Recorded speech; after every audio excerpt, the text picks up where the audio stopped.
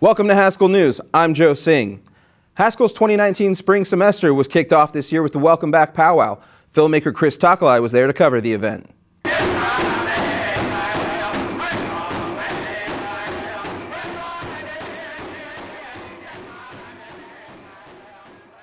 Haskell University welcomed its new and returning students this year with the Welcome Back Powwow, where many talented dancers and musicians both performed and competed. The event was an opportunity for Native artists and entrepreneurs to showcase their skills in their businesses.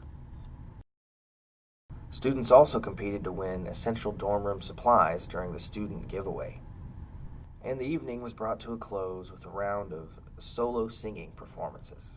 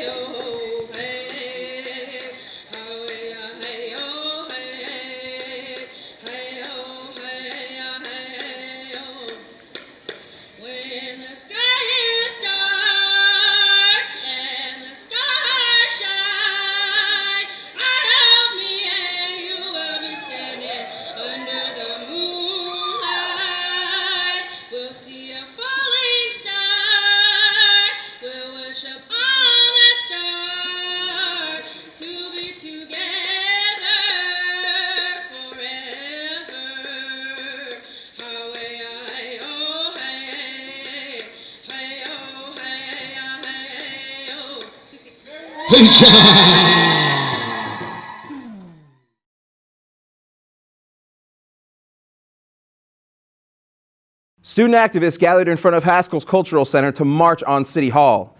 The march was organized in solidarity with the nationwide Indigenous Peoples March. Dakota Hasvold has the story. Student activists gathered in front of Haskell's Cultural Center and Museum in solidarity with the nationwide Indigenous Peoples movement, whose goal was uniting the Indigenous peoples across the world to stand together to bring awareness to the injustices affecting Indigenous men, women, and children. Haskell President Dr. Daniel Wildcat spoke briefly. A special thanks to all of you who are participating and have made this happen. Every time we have an opportunity to let our voices be heard about the critical issues of justice, it doesn't matter whether it's, justice for education, economic justice, political justice, the literal war we have against Indian women in some communities today. We've got to really stand up, we've got to be strong, and I just want to thank you because I'm proud that we have Haskell students who are willing to, take the time and be out here and make this statement. The march wasn't about any one issue, but rather the onslaught of issues that plague Indigenous communities both locally and globally. Because of this, the march meant different things to different people. Haskell alumni Rain Charger spoke about the meaning that can be found in solidarity and the connections that one can make at Haskell. If we're talking about Indigenous voice today, know that you're valid and know that you matter, and keep building those things. We're at Haskell. This is the only place this happens in the world where all these tribes commingle. Remember that and use that to your advantage. Senate President Lindsey Robinson, who helped organize the event, made a passionate speech about many of the issues facing Native peoples today. Today is the day for Indigenous dreams to come true. It's time for our declaration of our dreams and our rights. We are still here, and we are Indigenous, and we are proud. Onward! Onward! Onward!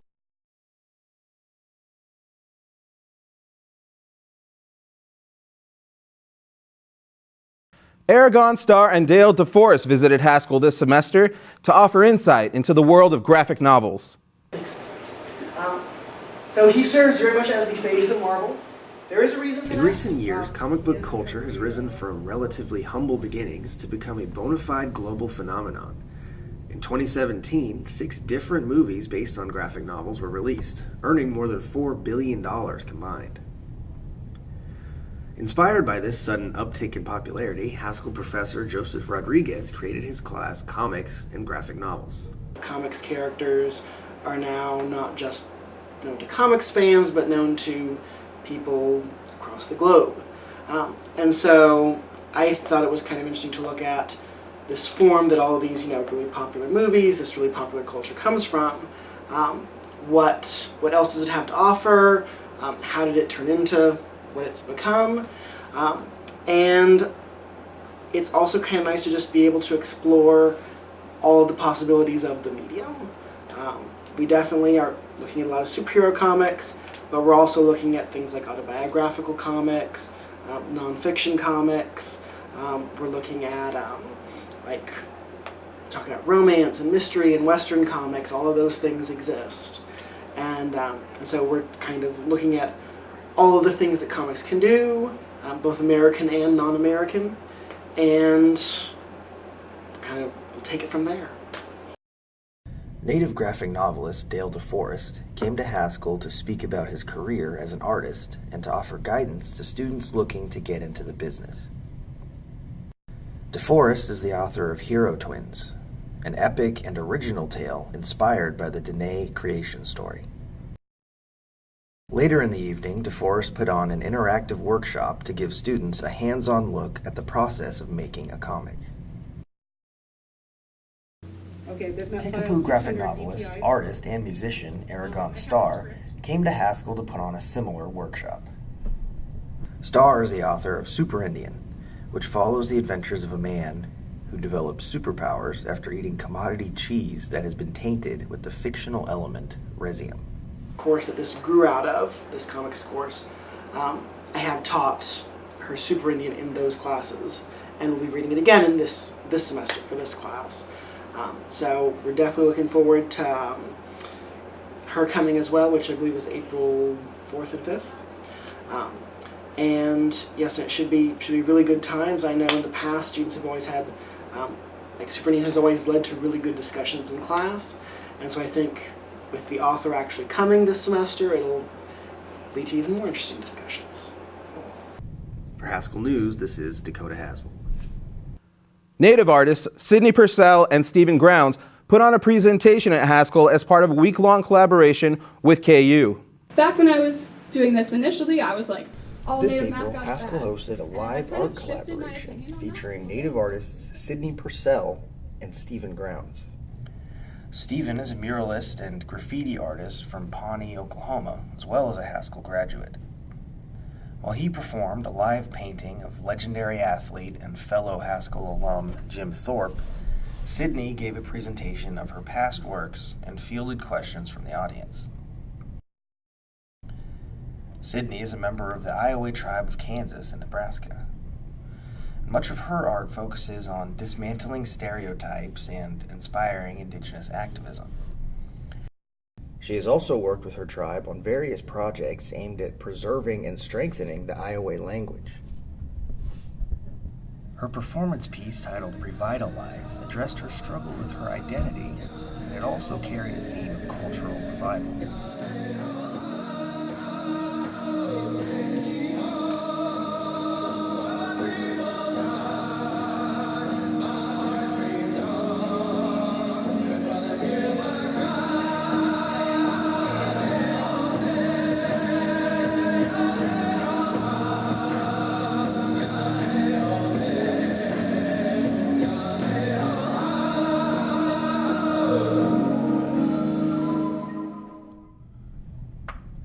Find Sydney's art at sydneypurcell.com and Stevens on Facebook at Native Evolution.